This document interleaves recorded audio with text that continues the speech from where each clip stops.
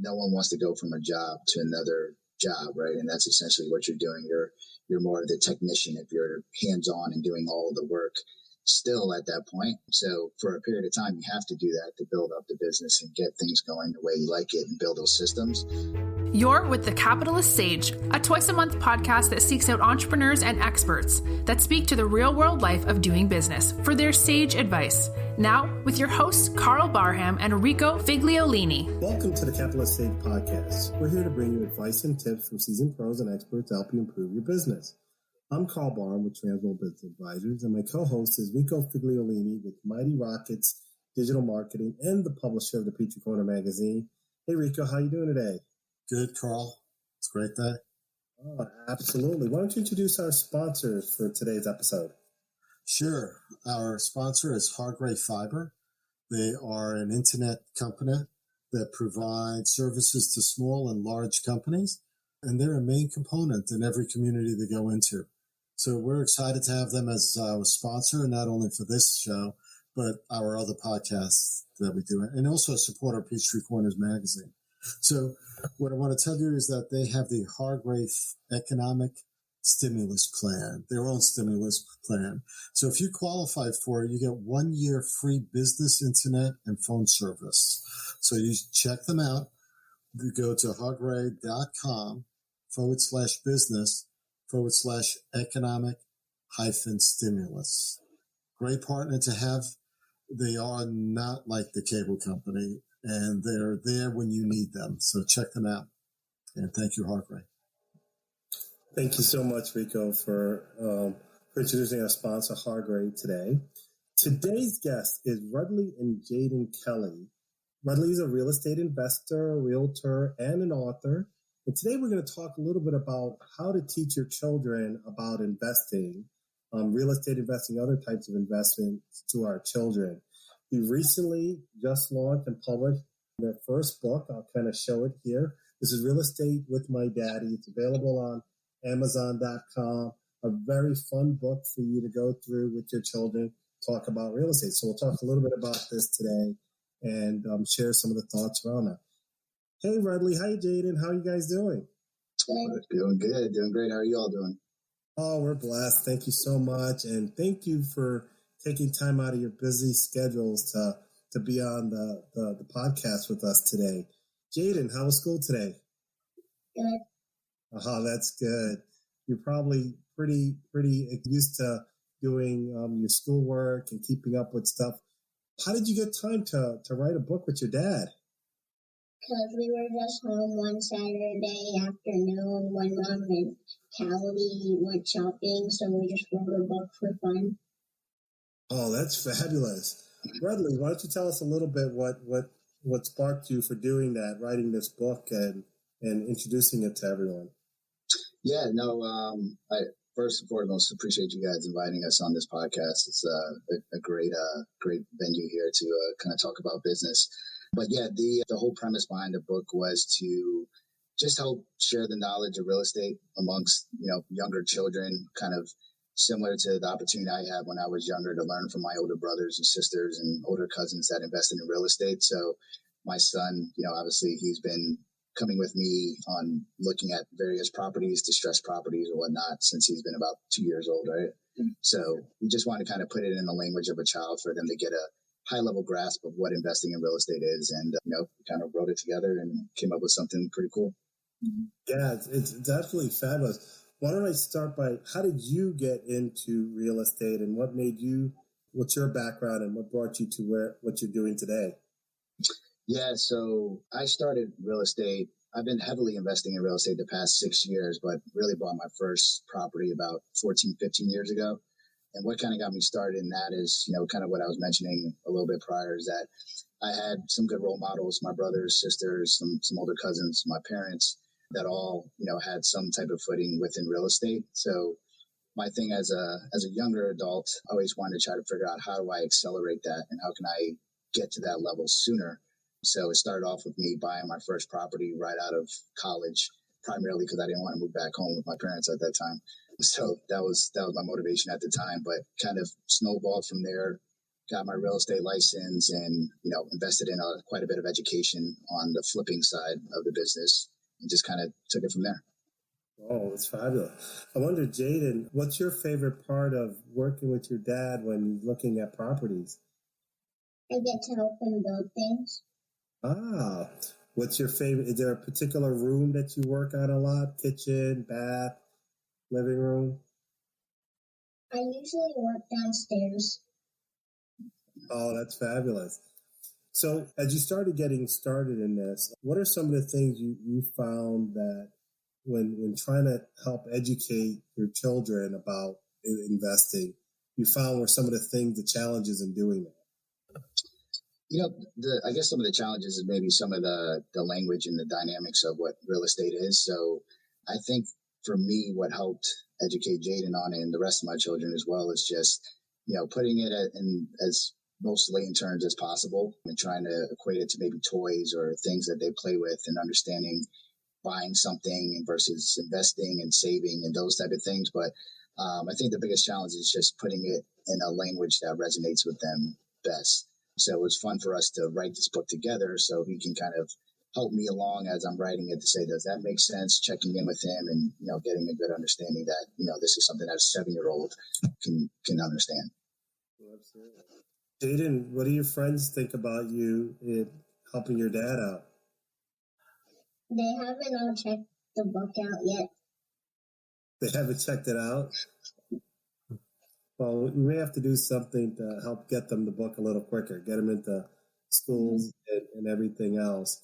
One of the things that's always fascinating, there's an aspect of this that goes around wealth building and creating a legacy and generational wealth that there's been a lot of discussion around that. What do you recommend for parents to start, instigating that curiosity in their children? What are some of the things you've been doing, and what would you recommend to other parents? They want to get their kids interested earlier into business and or investing. Yeah, I mean, I think some of the biggest thing is truly just exposing them to it first, right? I think exposure is the key. I know growing up, as looking at my parents older, typically as parents, you're like, this is grown folks' business, or this is for adults.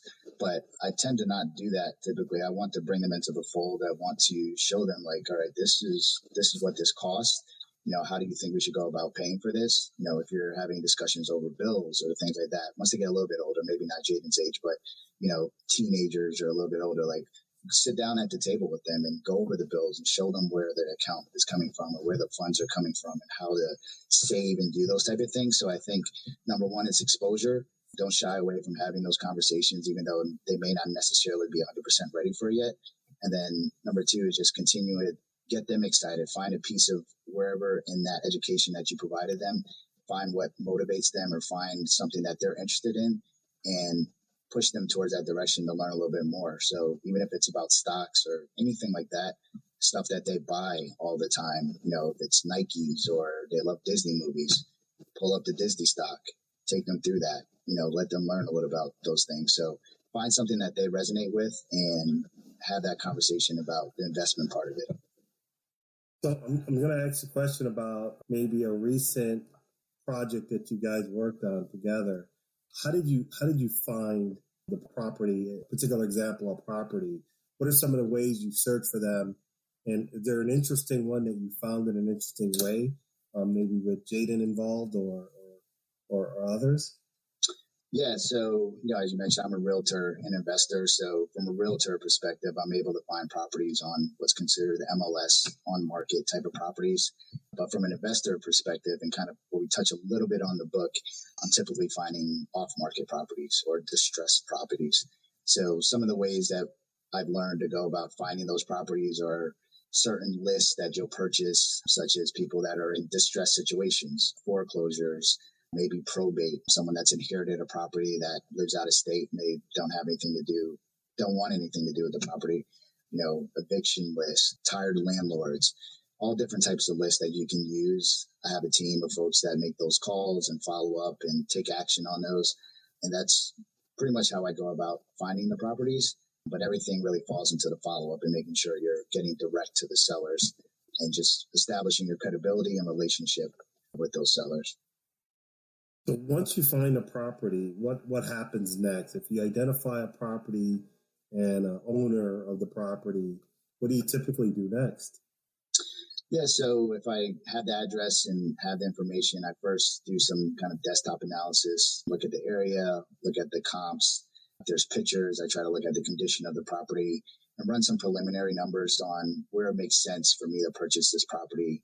But once I get to that point, I'll have a conversation with the seller and just get an understanding of what is their true motivation. What are they looking to gain out of selling this property? Because at the end of the day, you don't want to walk away with someone feeling as if they were taken advantage of or didn't understand the process or anything like that. For me, I like to sleep well at night, and I want to make sure whoever I'm dealing with sleeps well at night as well. So I really try to get a good sense as to what is their goals. If it's a probate situation, perhaps, they have other siblings in the family and maybe they need as much money as they possibly can to split amongst those siblings, right? So I want to try to give them the best possible offer I can.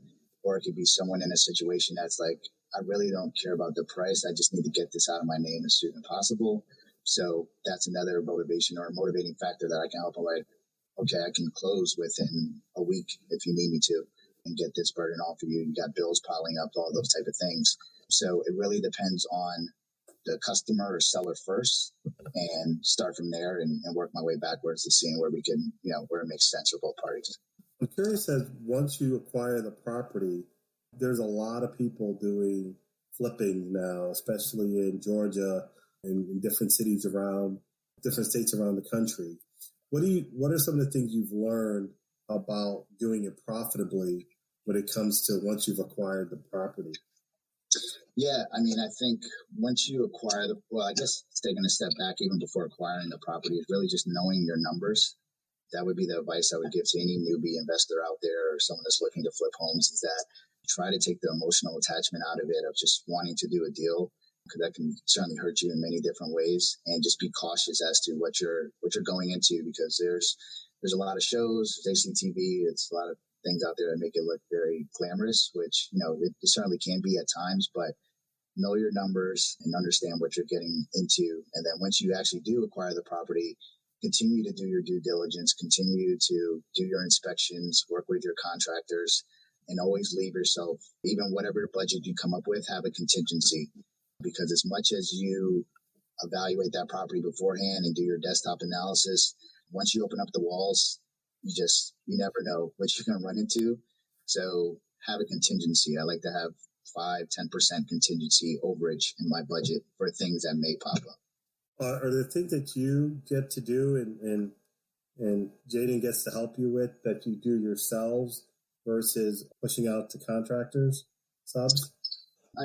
Pretty much we sub everything out to contractors or, general contractors that'll oversee the entire project. There are a few little things here and there that I may do just in the essence of time, but really want to focus my time on finding the next deal, finding the next opportunity, or working with my buyer or seller clients on the realtor side as well. So once I get a property, I've gotten to the point where I've been able to systemize it, where I don't necessarily have to be there all the time, although I'm still have a pulse on it. So the whole idea of getting into this business was to build a system where I could spend more time with family and do stuff like this, write a book with the kids and do things like that. Can I explore a little bit into that? Oh, go ahead, Rico. Yeah. No, I just wanted to be able to ask about, because someone trying to get into this that has no experience, right? You have a few years experience doing this stuff, right? So yeah. Someone's going to come in, they're going to hire a subcontractor that may be overpriced, may take advantage of them. They're putting down flooring, but maybe the subfloor is supposed to be a certain level of subflooring. They might do something else. Right. How do you keep track of these things, especially if it's out of state, like you're licensed in Ohio? If you did that in Ohio, how would that work? Yeah, great question. So, it's really about vetting out your contractors. That's probably the hardest part of this business, is just getting trustworthy, reliable contractors that are insured, know what they're doing, and have some integrity to them. There's plenty of them out there, but you have to find the right one. So the way that I vet them, I have a very thorough process of certain questions that I ask. I want to make sure that they're insured, that they truly are licensed. I can go on a specific website to see if they are truly licensed as they're saying. And then probably the best part of it, or the most important part, is getting recommendations from others or hearing from their actual work of people who have actually worked with them. But not only just calling, potential clients that they worked with before in the past. If you're local, go to the site, go to their job sites. If they don't have any current projects that they're working on, that's probably not a good sign. Right. So, sure. So I'll go on site and look at what they're doing at someone else's flip or property, or even just a residential renovation. And I imagine as you do this, you probably accumulate a stable of contractors that you could go back to. Yeah. I've got a pretty good list of, contractors that I use pretty consistently. Cool. I'm also curious about the exit of these properties. What are the different options? I know one of them most obviously is you could sell it to someone for their home. What are some of the other options you've explored, and some of the pros and cons of those? Yeah, so one of the reasons why I got my real estate license was that I wanted to just add another tool to my tool belt. I started off as an investor first and then got my real estate license. But I look at every opportunity as there's several different ways to monetize that. So an exit strategy, number one, obviously could be doing a flip or selling it, but it could also be doing it as a rental property or holding it as a rental property, or it could be doing Airbnb, or it could be BRRRR strategy, which I'm not sure the listeners may be all familiar with that, but BRRRR strategy is basically buying the property, renovating it, renting it out, and then refinancing it to get your cash back out that you initially put into the property. Because once you renovate the property, you now raise the values of the property and you can refinance and recycle that same cash. So there's many different exit strategies. I can do all of those strategies. But yeah, it really depends on them. Going back again to the numbers. What do the numbers tell you to do with this property, and then start from there. What's the pro? I've heard people talk about Airbnb. Pros and cons of doing that versus just a regular rental. Yeah, so for Airbnb, they typically say you can receive anywhere from 2 to 3 times the typical rent that you would get in a traditional rental market. So, I've been doing that, and it's pretty accurate. There is additional cost of doing that because you have to purchase furniture. In most cases, you're going to continue paying the utilities and things like that. But it does give you a little bit more velocity in terms of cash flow, as well as the ability to check on the property a lot more than you would a tenant that you may have in there for a year and you can't get in there for an entire year, barring any type of extenuating circumstances. But with Airbnb, it's constantly getting cleaned after every guest. You can check in on it, see if there's any repairs or maintenance that needs to be done. So I love Airbnb. It's been a great model for us that we're continuing to scale.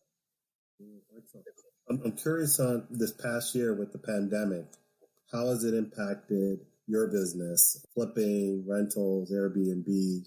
Has this helped or hurt, or how did you navigate through that over the past year? Yeah, I mean, different parts of the business definitely had different impacts. So from a rental perspective, COVID definitely had an impact just based off the moratorium in terms of not being able to evict or, having a pause on that. So that definitely had an impact. But I think what allowed me to not really be impacted as much is because of scale. I have several properties. So when you have that economies of scale, it's not as much of an impact as someone that may just have one property and that tenant is out, which leaves you with 100%, vacancy. So that's helped me from that perspective. Airbnb, last year, I guess right around this time, Airbnb pretty much put a pause or a halt, at least in the city of Atlanta, for a period of time. So quite a few people, I'm sure, kind of felt that a little bit during that time. But right after that period, we actually kind of saw a significant increase compared to last year's numbers, just being that people, they're just so, kind of bundled up in house for so long that they were just ready to just do anything and just get out. And what we found is that people aren't necessarily traveling, miles and miles away. They're literally booking Airbnbs down the street in their same neighborhood just to get out the house and do something a little bit different. So the numbers of Airbnbs and, outside the perimeter and the suburbs have actually, increase quite a bit. I know it's especially, the going to hotels. Hotels have been hit hard. People have flipped over to Airbnbs, and there was a section in the book that I saw where you kind of were going through some of the numbers with Jayden. So Jayden, I'm curious. I've got a question for you. How comfortable are you in math and the numbers so far? Do you like doing math and the numbers? Mm-hmm. So can you help your dad with figuring out which are good investments and not? Do you like doing that part with the numbers? I'm curious. What do you have any ideas what you want to do? Do you want to do this type of stuff when you get older, or do you have some other aspirations? I want to do what Dad did. Yeah. Why? I don't know. Well, most people do what their dad and mom does, and so I think Rudley, you've been doing a great job of setting an example for not just Jayden, but the rest of the family, and even in the community, seeing how well people can do in shifting. I've got another question around, what do you see in the next 5-6 years? How does this play out over time, both for you and even as Jayden gets older? What are some of your thoughts and wishes for him as you continue this journey? Yeah, I think over the next 5 or 6 years, Jayden I'll continue to bring him along on the projects that I'm doing. And, I think obviously the information will start to be retained even a lot more so over time, and introduce him to even books, on a higher level for him to start reading himself. But yeah, the next 5 to 6 years, want to continue this trajectory. I want to continue to scale the Airbnb side of the business, rental properties, continue to do flips to a certain extent. No one really, for the most part, I can't speak for everyone, but I don't think people want to do flips for the rest of their life, because that's more of active income, right? They definitely have to be there and hands-on. But the idea is to take that active income and put it into passive income, like rental properties and Airbnb properties. So that's what we're focused on over the next 5 to 6 years. Continue to just work towards that financial freedom and more of that passive income, so we can spend more time with family. Yeah, I speak to a lot of people who are trying to get out of being employed by someone else and becoming their own boss. Because we use the term often, BYOB, be your own boss. And part of that is creating, first is taking the lead and starting investing and starting a business and starting those.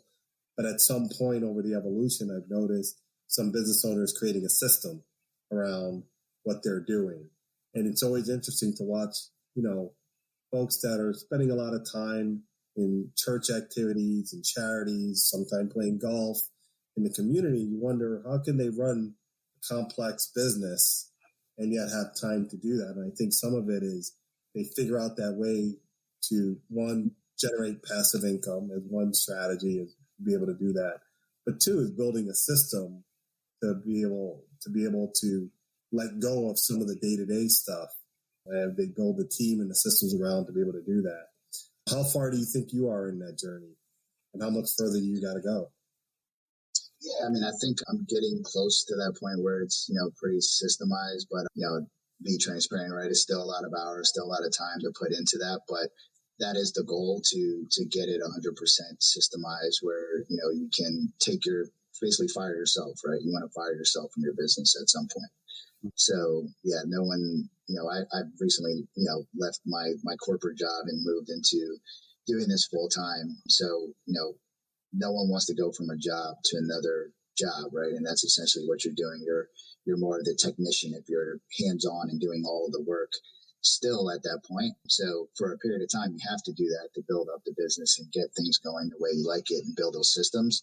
But at some point, you have to, you'll get burnt out if you don't fire yourself. So the goal is to fire myself at some point. Sounds good. And Jayden might be ready to take over the mantle on some of that stuff, and you could delegate to him. Yep, exactly. He'll be the systems manager. Oh, that's fabulous. Well, I want to thank you and Jayden for coming in and talking a little bit. Again, I want to reintroduce, it's Rudley and Jayden Kelly, Real Estate with My Daddy. It's available on Amazon. I think there's a website that should be up soon as well. But if you want a nice, fun book that just start introducing real estate and investing and numbers to have a nice book to read to your child at night, it's a great read. And really, I'm glad that you got a chance to do this with Jayden. And you're building a legacy for your family that allows you to do more stuff like this. So that's really, really good. So tell me about any projects you got working on, or are there any new things you're working on currently? Yeah, we're still acquiring properties every day, seeking out new opportunities. Our Airbnb is going pretty well, so that's going to continue to be our focus. This book, we've got a great reception from it, so we're going to make this into a series and start introducing some other aspects of real estate that younger children or even adults may not be familiar with. So many different avenues of real estate to participate in. So we're in the process of doing that as well. But other than that, of building the business, as I mentioned, I'm a realtor as well. So working with plenty of clients. So it gives me the opportunity to kind of share my investor knowledge as well as from a realtor perspective and work with these clients that are looking for investment properties or just residential. So I can offer both avenues. So the focus is realtor side, investing, and writing more of these books. Oh, that's fabulous. Well, we've known you and Chenda and Jayden and the rest of the kids for quite a while and enjoyed being part of your journey through this. So we're always excited to see when you post another project completed through social media and others. How can people reach out and contact you if they wanted to learn more? Yeah, they can find me on Facebook under K1 Home Solutions or directly under Rudley Kelly. Same thing on Instagram under Rudley Kelly. Phone number, business line 404-877-8088. And also our website, k1homesolutions.com. Awesome. Excellent. Well, thank you again very much. Jayden, appreciate you coming on the podcast today and look forward to seeing you again soon. All right? Okay. All right. Thank you. Well, we'd like to thank Rudley and Jayden for joining us. Rudley is a real estate investor, a realtor, as well as an author of Real Estate with My Daddy, available on Amazon. And just want to thank him for sharing some of his insights into his journey into real estate investing. As we talk about on the Capital Sage very often, there's a lot of different paths to becoming your own boss. And whether it's acquiring a business, whether it's real estate investing, we like to bring different perspective of people in our community that are doing these things. So as you can see, not only has Rudley made the leap into doing this full time for his corporate job, he's bringing his son along and his children along to learn about real estate investing. That's something we can all learn from and start to do whenever possible. Rico, you've got some experience with that. I think some of your children have followed along in your pursuit as well. So a little bit. So that's something that runs in the family. But what do you have coming up, Rico? Well, we just put out the latest issue of Peachtree Corners magazine. It should be hitting the mailboxes right about now. So that's Faith in sports. That's a great subject. Really good job again, Rico. Yeah, thank you. Been getting good reactions. It's online. It's on digital also right now. But 19,800 homes are getting the magazine this week in the mail. So between these Faith in Sports and roller hockey and Girl Scouts, and there's a whole bunch of other stories about artists, local artists, and stuff like that. So it's a full issue of content that I think people will be interested in. They'll find something in there that will interest them. So we have that. And then we're also planning some more podcasts. So in the future, there's going to be one on the Wesleyan Artist Market and the business of running a virtual art festival, right? Yep. And we're also doing another one on Atlanta Jewish Film Festival, which is the business of running a film festival virtually, right? So it's kind of neat. Well, those things will be coming up. So I'm excited. Fabulous. Well, I'm Carl Barham with Transworld Business Advisors of Atlanta Peachtree. Our business advisors are available to consult with business owners, whether you're looking to improve your business, the value of your business, you're ready to take a vacation or retire. and you're looking to sell your business, or you're looking to acquire, it's a great time right now to acquire a business. The SBA, as part of the CARE Act, are allowing some unprecedented support for the economy to assist with small business. If you want to learn more about that, please feel free to reach out to me, kbarm@tworld.com, or you can go on our website, www.tworld.com/Atlanta Peachtree. We got information around different lending options that the SBA is doing, including they're paying 6 months of a new SBA loan signed before September for anybody that closes on business acquisition using the 7A program. That's just one of the many ways the SBA is helping support small business and keeping people employed as we navigate through the pandemic response. So we'll be doing some more webinars on those. We're out in the community. We're talking to folks, and we're just trying to help people navigate through this and find a successful exit when they're ready, or grow through acquisition. Rico, what about anything going on the digital marketing side? Sure. Well, Mighty Rockets, my company, is still doing a lot of consulting, creative services, graphic design work. We just picked up another client that's actually a publication. They put out 2 publications a month here in the metro area. So we're handling all the creative work. So, anytime someone's looking for product videos, content work, social media, or graphic design creative services, we're there. So feel free to go visit mightyrockets.com or find me, Rico Figliolini, on LinkedIn. Connect with me, send me a message. I'd be more than happy to talk to you. Yeah, so it's been a busy year and 2021 so far. So as bad as things may be out there, it's not been a bad economy for us.